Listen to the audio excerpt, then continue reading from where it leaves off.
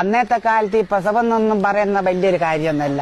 അതിന്റെ ഒരു ഉദാഹരണം എന്ന് പറയുന്നത് ഞാനും നമ്മളെ പിന്നെ തൈല കല്യാണി പിന്നെ അതുപോലെ തന്നെ പൊക്കി മാധു എല്ലാം ഇങ്ങനെ ഒരുമിച്ചിരിക്കുമ്പോ പണ്ടത്തെ കാലത്ത് പിന്നെ മാധു പറഞ്ഞ് ഞാനും നിങ്ങൾ വർത്താനം പറഞ്ഞു ഒത്തിരിക്കും, ഞാൻ 5 മിനിറ്റ് പോയിട്ട് വരട്ടെ.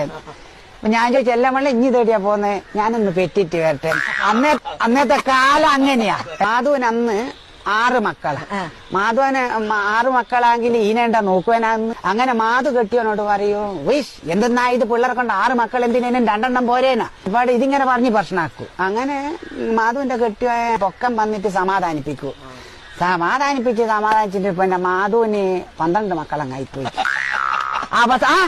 എന്ത് പറയാന്ന കേക്കണ. അവസാനത്തെ ഒരു മക്കൾ ഉണ്ടായിക്കല്ലോ, അത് പ്രസവത്തിൽ തന്നെ മരിച്ചു മാധു കരഞ്ഞിക്കില്ല. അതെന്താന്ന് വെച്ചാല് അഥവാ പിന്നെ പൊക്കം വന്നിട്ട് പിന്നെ സമാധാനിപ്പിച്ചാൽ